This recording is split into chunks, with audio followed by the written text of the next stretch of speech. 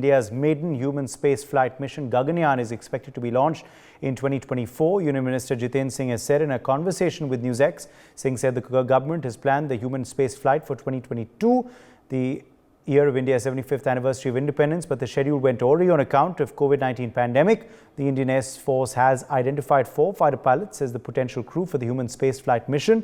The potential crew had undergone basic training in Russia. The Indian Space Research Organization will send at least 2 astronauts into a low Earth orbit in 2024 after assessing the outcome of the 2 orbital test flights.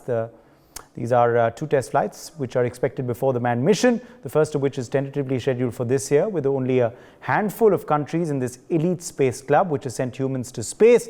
India is all set to become the next space superpower, clearly. Let's listen in to what Dr. Jitendra Singh told NewsX.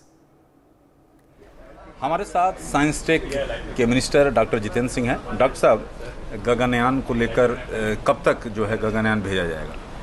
नहीं, जैसा कि हम सब जानते हैं कि Covid के कारण बहुत सारे हमारे प्रोजेक्ट्स और कार्यक्रमों में विलम्ब हुआ, उनमें से गगनयान भी है। जो आरंभिक योजना थी उसके अनुसार तो ये सोचा था कि 2022 के लगभग गगनयान की लॉन्चिंग हो जाएगी, लेकिन उसमें हमारे कुछ प्रशिक्षण कार्यक्रमों में विघ्न पड़ा अनेकों। तो इस तरह से अब ये ऐसा रहेगा कि इससे पहले कि गगनयान एज सच भेजा जाए, उसमें भारतीय मूल का एक मानव या एक प्योरली इंडिविजिनस मिशन है, उससे पहले 2 ट्रायल मिशंस होते हैं। और अभी जिस प्रकार से योजना बनाई गई है कि एक ट्रायल मिशन अगले वर्ष के आरंभ में और फिर दूसरा ट्रायल मिशन जिसमें कि रोबो भी रहेगा, एक फीमेल रोबो वायोमित्र, वो अगले वर्ष के थोड़ा सा उसके बाद फिर संभव हो पाएगा, या तो अगले वर्ष के अंत में या फिर 2024 के आरंभ में कि गगनयान बाकायदा अंतरिक्ष में जाएगा। तो जो लोगों की ये उम्मीदें थीं, आखिरकार भारत जो है 2024 तक अपना गगनयान जो है भेज देगा? निश्चय ही, क्योंकि वैसे तो राकेश शर्मा भारतीय मूल के एक व्यक्ति थे जो अंतरिक्ष में गए थे, लेकिन वो मिशन तब के सोवियत यूनियन का था।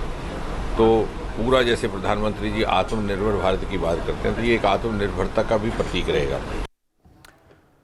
Tapan Mishra, founder director CISIR Radar Private Limited, Kolkata, is joining us live. He's also former director of Space Application Center, ISRO. Satya Chakravarti, professor of aerospace engineering, IIT Madras, and co-founder Agnikul Cosmos and the E-Plane company, is also with us on the broadcast. Also with us live is Wing Commander Praful Bakshi, former Chief Spokesperson, Indian Air Force, Group Captain V.N. Jha, Senior Scientist and former Joint Director, DRDO, is also joining us live. K. Siddhartha, Strategic Thinker and Earth Scientist, also is joining the broadcast. Tapan Mishra, let me begin with you first. Your first comment on this announcement by the government, Dr. Jitendra Singh, telling us that India's Gaganyaan mission will finally take place in 2024. That is the new target set. How do you view this? Yes, I have a full confidence on ISRO to discharge this, because they have done one crucial test, that's a pad abort test. And the second is that they are going to do a helicopter test of the landing of this craft in the sea.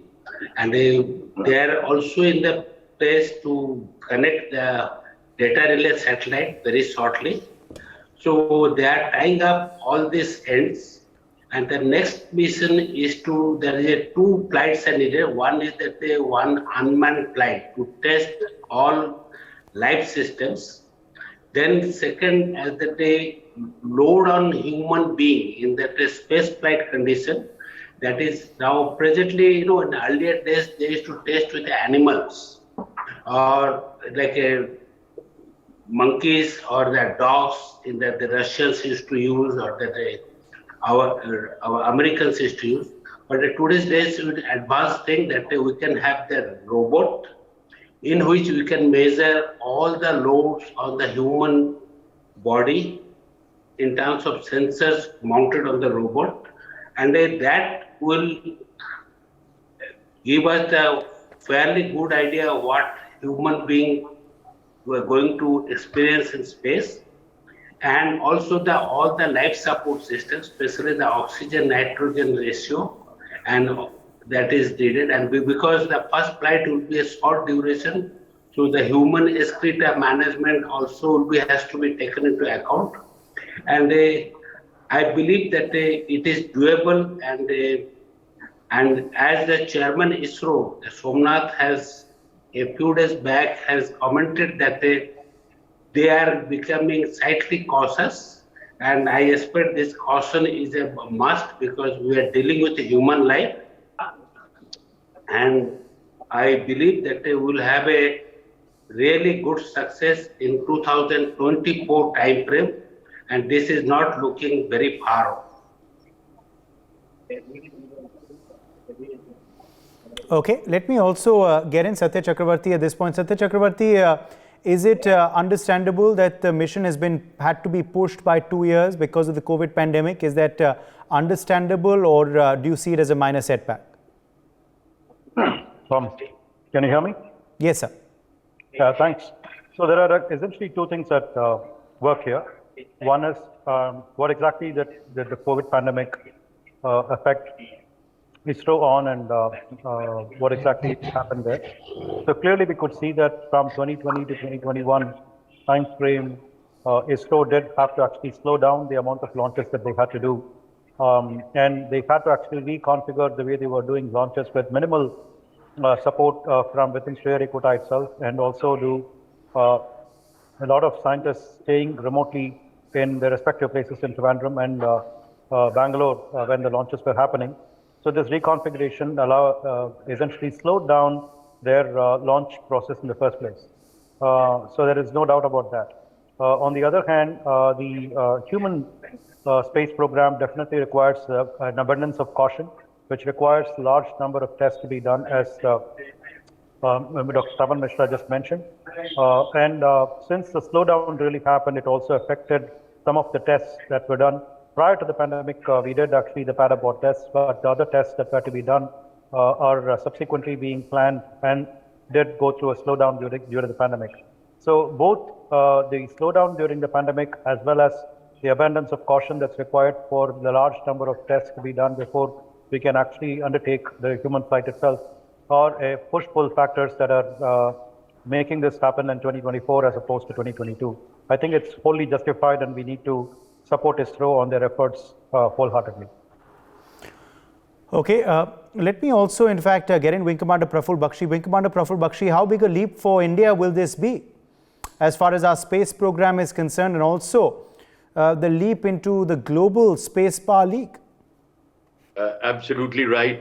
This is going to be a very, very big leap, though in spite of minor setbacks due to COVID, thereby we can understand. Yes, Rakesh Sharma had gone way back in 80s, had gone into space. There is no doubt, but it was not the indigenized, Atmanirbharta of Bharat on that. But here it is, because once we go into space, we come into not only an exclusive club, but there are a lot of applications. The space has the application from the security angle. The space has an application from the survey angle. The space has an application from commercial angle. And there are a number of various angles which space has, especially from the idea of defense. Now the Indian Air Force is becoming not only Indian Air Force, it is Indian Air and Space Force. As you see, the fighter pilots have been now selected to go. And previously also Rakesh Sharma was a fighter pilot. The question is that military application of space is not only become a very, very serious aspect, but the rules and the United Nations has made certain conventions on space, use of weapons in space. Everything aspect has come and studied, and India is studying it. Let me tell you one thing, not that we are ignoring it. We are all aware of it. And very soon you will see the space launched vehicles will be actually affecting the tactical battle area. And this is what is going to be a very important. Yes, commercial angle will be there, observation will be there, and communications aspects will be there. There is no doubt about it. And espionage, don't forget it. Now everything will be open to observation. So very little will be, safe. So aspect of space is vast and huge. And that is why this India's effort in space program and Vikram Sarabhai Institute and all our institutes like DRDO and all institutes which have worked very well towards making this entire space program successful, it actually augurs very well for India. I personally feel that India has taken a giant leap forward in spite of small setback, as we had mentioned. This is what we are waiting for. And after that, you will see that Indian technology will be demand. We are already in demand. We are launching satellites for various countries, including advanced countries. We are like Singapore, commercial satellite we are launching, and we have already launched for French. We have launched for so many other countries. So all these technologies, when compounded together, actually becomes a force. I personally feel it will be a separate force, fighting force for India. Okay, Group Captain V.N. Jha, your take on what really the USP of mission Gaganyaan is according to you, and how do you view now the lead up to that mission? Because there will have to be test runs, there will have to be trial runs which will precede the mission's launch. Well, Uday, to be very frank, there are two versions of entire Gaganyaan project. One, that the inner people, they know of, and one, the people who are not directly concerned, they know of through the media and various other things. I have been involved into it as an inner person.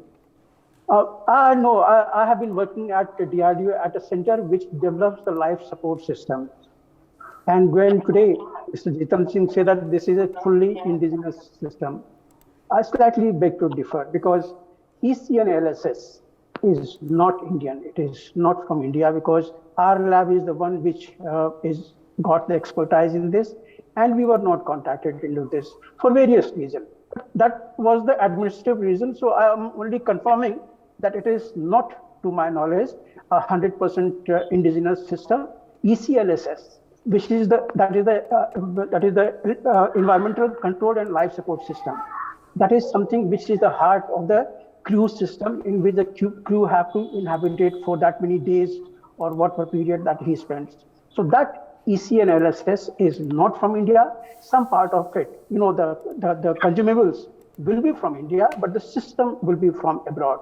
And we scientists, we felt slightly let down when the ISRO contacted Roscosmos, Russian company, for that particular system, because we, right back in 2010, 2011, we were ready with the life support system for the aviation aircraft, for the Tejas aircraft, which could have been adapted with certain modifications into the space system. So we, as scientists, we felt slightly let down. So that is one small thing. And secondly, what actually happens in the space system when we send a human from here? There are three basic systems. One is the rocket, which carries you, and that rocket has to be human rated with certain riders for the human safety. Second system is the crew model, in which the crew, the two pilots, will be living for that many days with everything included: oxygen, breathing, nitrogen management, water management, water vapor management, carbon dioxide management, and so many other things, including the excretal systems management. So this is one in which one of the best function is the environmental control. Like we are at the one environmental pressure, one atmospheric pressure. In the crew model, usually of late, we have been maintaining the same one environment, but that one environment pressure will have to be maintained through the automated systems. So these are the systems in the crew model. And last but not the least is the service module, in which all support systems, the electrical part, the computer management part, and the life support parts, everything is there, and that is the unpressurized compartment. So these are the three main systems into which HAL has made the crew module, in which the pilots will be living. But all the systems are from, to my understand, is from Russia. Only the consumables will be from the Indian sources. And one small component also has gone from our lab, is the biomedical monitoring system. That is the vest into which all the biomedical monitoring will be there. That will be transported to this. I think ISRO has already made arrangements, agreements with France, who will be looking into the biomedical management of the crew. I think two of our space scientists, space medicine scientists, they have been taken there. So that is the component. Overall, I'll just add one more thing. If you can give me 1 minute. Yes, sir. Please. The training of the crew is the most important. And we at the Indian Institute of Aerospace Medicine in Bangalore, we have been having this facility for donkey's years. I was the chief research officer at the institute in 2005, and that time itself, we were getting ourselves ready for the human space mission in the future, and entire training process we have formulated, but we felt again let down when the training was imparted in Russia. Today, we have got everything possible that the space training can be imparted, both directed ground training as well as the in-flight training. The in-flight training we give them for the 0G conditions. There is only one condition.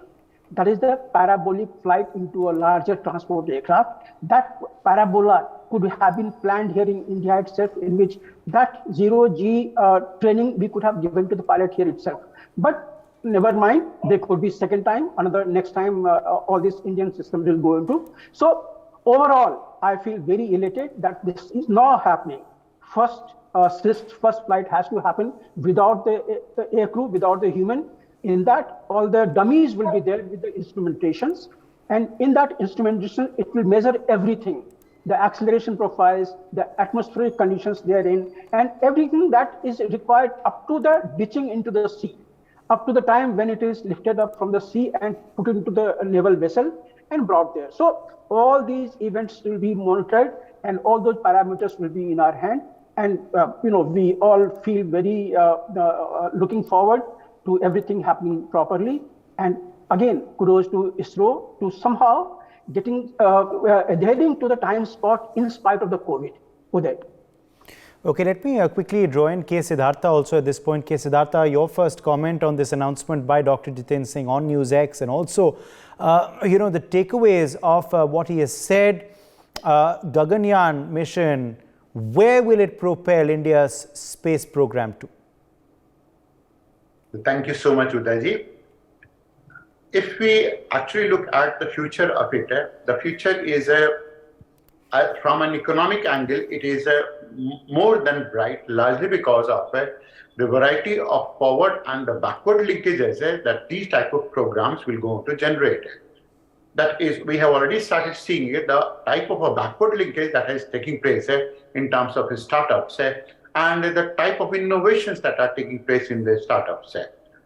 We will be, of course, having a sustained progress towards affordable human and robotic program, which is so significant because it is only because of these aspects we'll be able to explore the solar system and beyond. Now, that is significant for two angles. One is from the angle of science, and the second is from a strategic viewpoint as well. The second part is, of course, always going to be the advanced technology capability that ISRO has been taking of something like landing on the moon. Now, that will going to propel our way for landing on Mars as well at the same time. So two of them. And from there onwards, the outer space will go on to become our territory thereafter.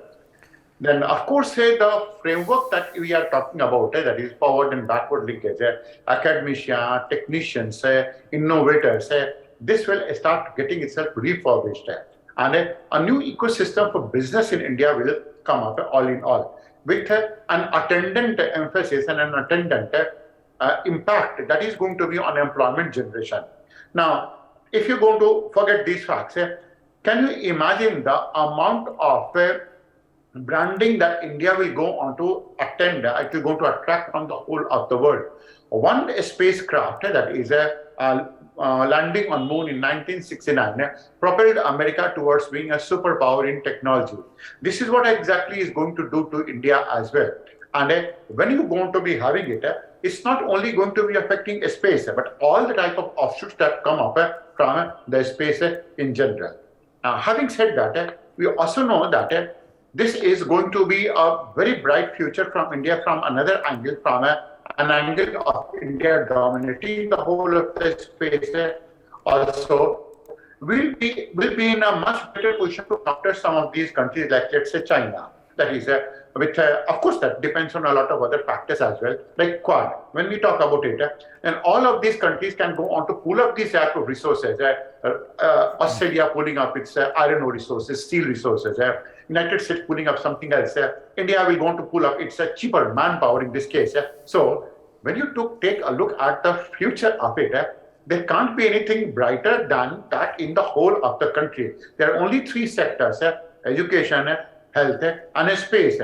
Space is one part where entry of India has been almost at a middle level, considering the type of advantage India has in terms of lowering the cost of space operations, considering the type of offshoots India is able to generate, considering that India is always going to be in a position, super position, to take the mantle forward in outer atmospheric problem solution also, and at the same time, in the era of global warming, you know that is satellites can go on to do, and not only satellites, a lot of things can go on to do a lot of work, which will be able to let us know much better about the depth of the cloud, the type of precipitation, confined precipitation. It will go on to, once we link it with the district level broadcasting and forecasting, it will lead to a new generation of weather forecasting as well in the country. Right. Let me quickly go back. Yes. Who has a point to make? Okay. Reactions coming in. Yeah, reactions coming in. I think VN Jha has a point, and also Wing Commander Bakshi. Yes, VN Jha. Yep. See, I just wanted to add two more things. The rocket taking the space model Gaganyaan has to be GSLV Mark III, because that is the only vehicle which can carry about 7 to 8 tons of payload to the space.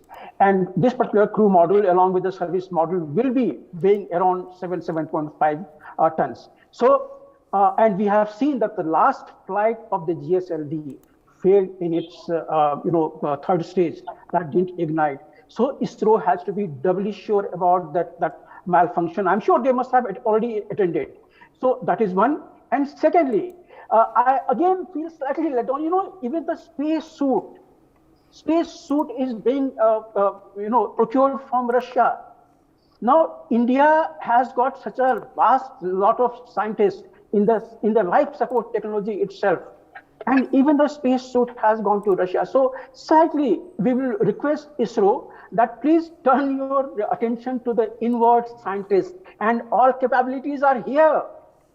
Fair enough, if the first flight is not taking all this indigenous technology, once again, I re-emphasize that please do invest into the indigenous technologies, and the know-how is here, skill is here, expertise is here. We only have to adapt to it. So please, Government of India, please do invest your attentions towards the indigenous scientific technologies. Thank you. Okay, let me, also go to Wing Commander Bakshi. Go ahead, sir.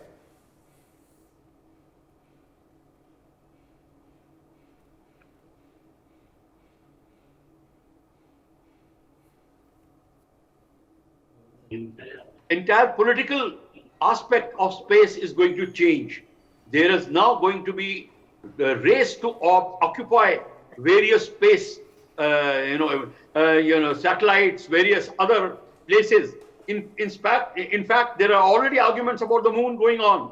There are arguments about other space going on. And when the tourism will start, then aspect of tourism, who controls what, control of space stations, of this, there will be probably more United Nations meetings, more conventions will be written on this, and this aspect has to be done. And then your forces occupying the various places, using of weapons in space, that aspect will have to be rewritten.